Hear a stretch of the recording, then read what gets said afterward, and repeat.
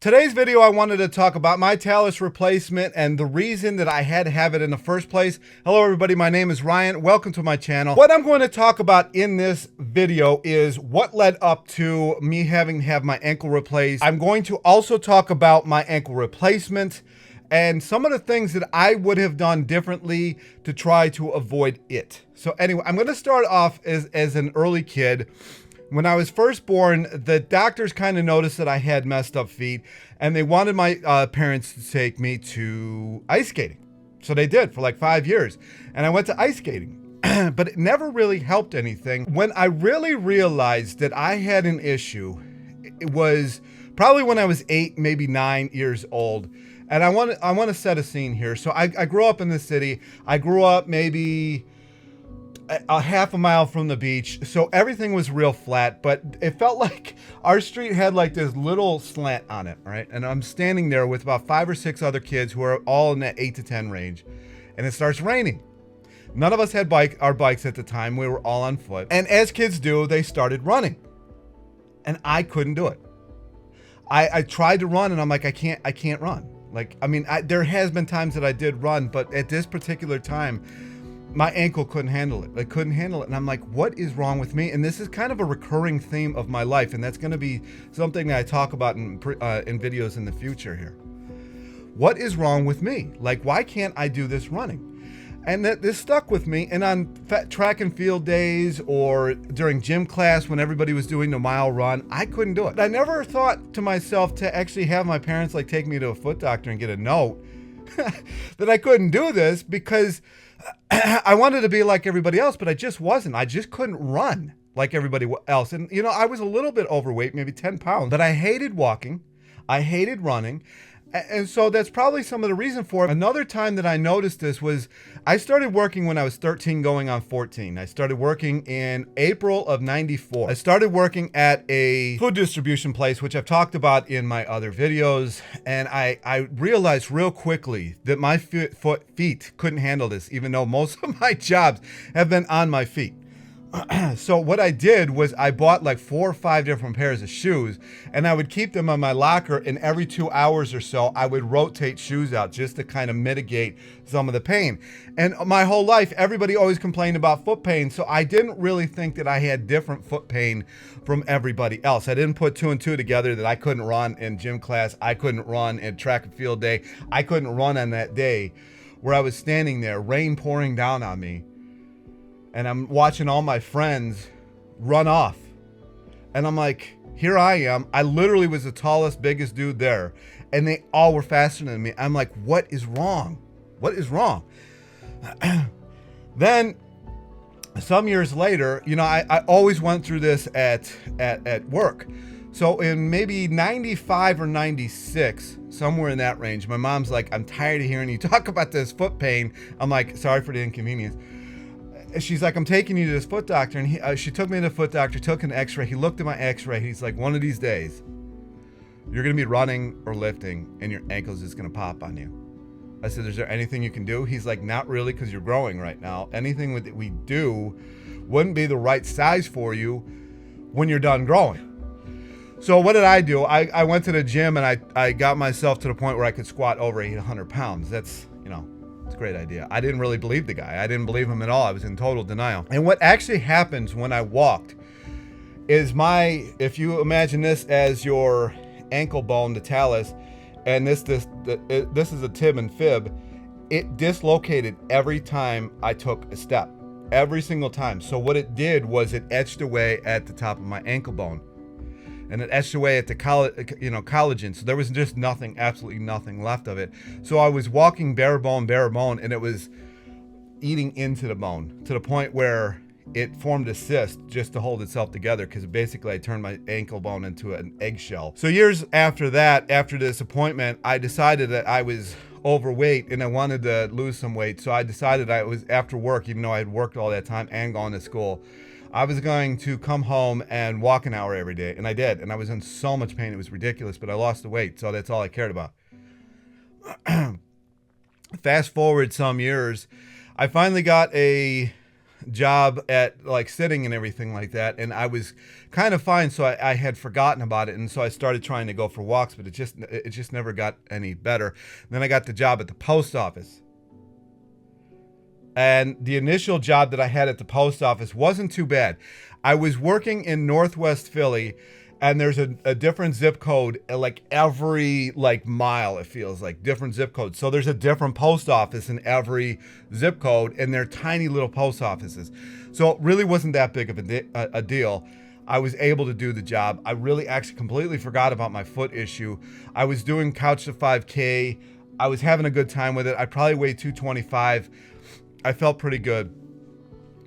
And then I started working at bigger offices, and that's when it reared its ugly head again, but not too bad, right? Not too bad. So instead of doing things that involved walking or running after work, I started riding bike, and that helped quite a bit, but I did notice that it was kind of hurting my ankle as well.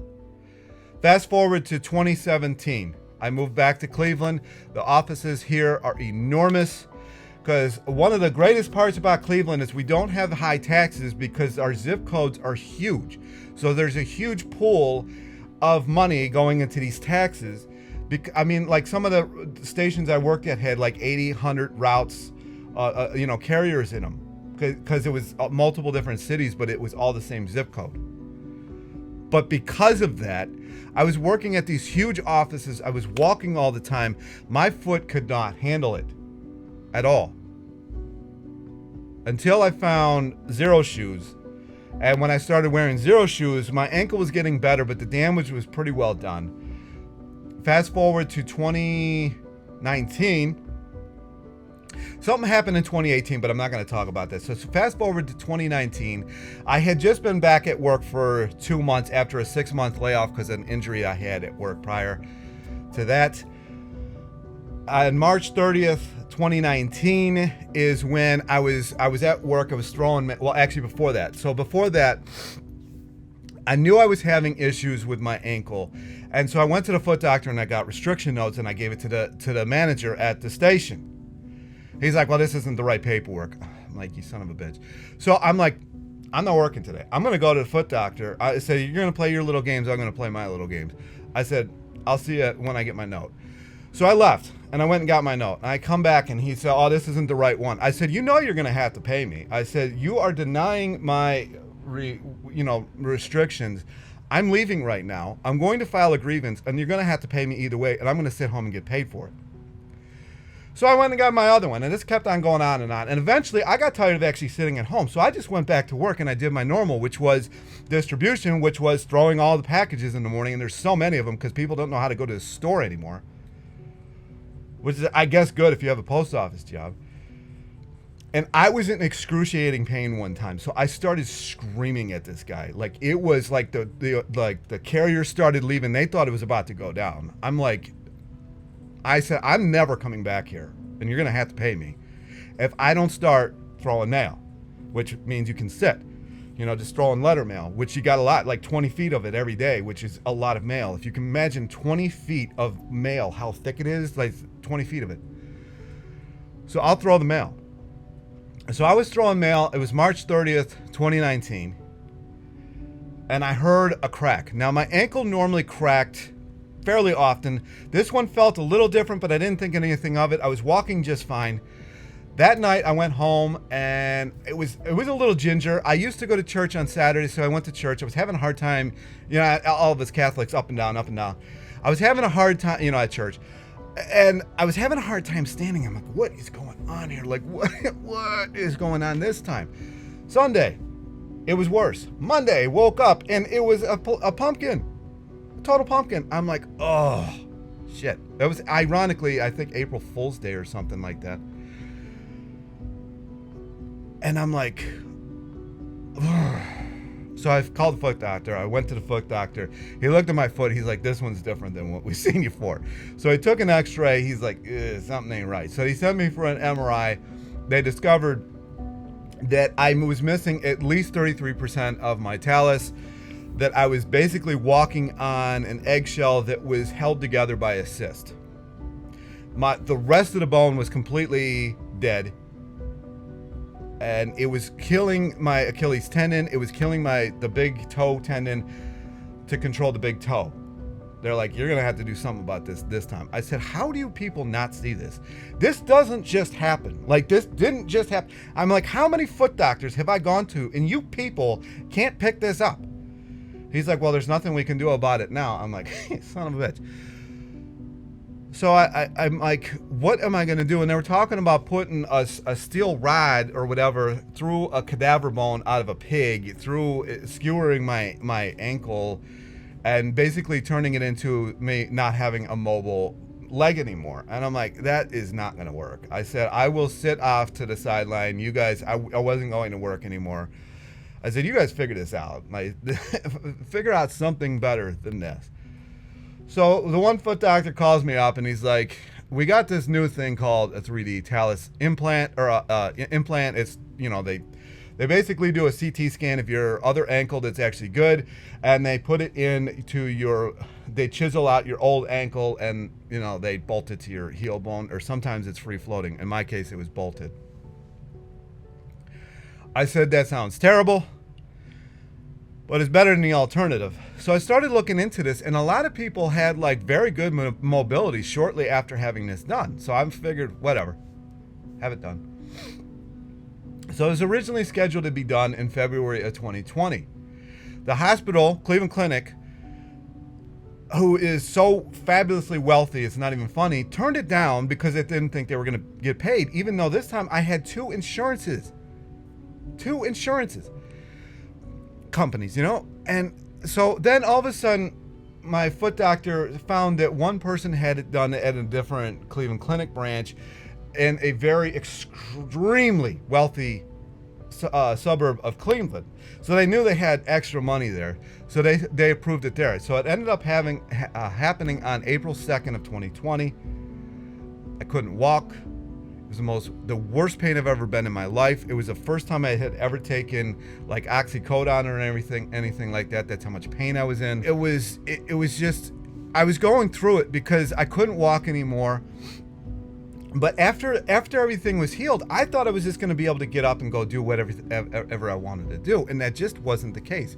So April, actually it was late Memorial Day of that year, which is the last weekend of May, he said that you can start walking again. I did not realize how horrible it was going to be to start walking. All of my muscle had atrophied on that leg. You could see the bone like right through my skin. It was crazy looking, and I couldn't walk. And it's taken me, I still can't 100% walk every day, and it's taken me years now. It took me all that year trying to figure out how to walk again.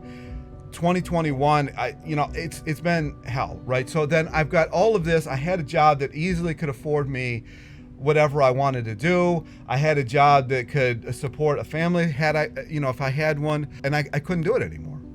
And it really messes with you. One of the things that I wish I would have done and wish I would have known about was I would have done barefoot shoes, because I don't think any of this would have happened. I think the main reason that this happened was one thing that I forgot to mention was that foot doctor that my mom took me to back in 95 or 96 was doing cortisone shots in my bone, and that softens the bone, and I think that caused a lot of issue. And B, I was always trying to buy corrective footwear, and the corrective footwear was making my foot even weaker than it already was. Because whenever I was barefoot, I'm barefoot right now, whenever I was barefoot, I was fine. I had no pain whatsoever. So I'm like, why can't I always just be barefoot? Like, why can't I just do this? And if barefoot shoes had been around, or maybe I should have just invented them myself, if that existed back then, I don't think this would have happened. So if you're somebody who has issues with your talus and you haven't had the replacement yet, and you're not too far gone, maybe try and just get barefoot shoes. I always link them down below. This isn't a sales ad or anything. But had I had them, I don't know that I would have had this surgery. Had I had those things for most of my life, I don't think that I would have actually had to gone through this, because the reason that this was happening was my foot wasn't allowed to move. It's weird. It looks weird when I walked, but it wasn't allowed to move how it wanted to move. It was always being corrected. So one spot was always getting etched away by that pendulum effect of my tib fib hitting it. So, I mean, who knows? And I can't go back. There's no should have time machine. You can't go back and should have done something a certain way. It's not possible. I mean, it's been a journey. I'll tell you what. I mean, I always heard people talking about foot pain. I didn't realize just how bad mine was, so I didn't really do anything about it, because it's like the number one thing. You see the like you know, the foot, the insoles everywhere. You see the Dr. Scholl's everywhere. I mean, always everybody's talking about their feet. So I just figured mine was just part of the normal you know, foot pain. I didn't realize that what I was actually going through was a little bit different than what everybody else was going through. So if you have this kind of pain, or even if you have foot pain in general and you watched it to this far, I would really go check barefoot shoes out, especially if you're somebody who likes being barefoot. Even if you're not, I think a lot of people get to the point where their foot is so weak that they have to have shoes on. It's kind of like if you wanted to make, you know, if you wanted to grow biceps, right? You don't put your arm in a cast and then go just do nothing with your arm. It would atrophy.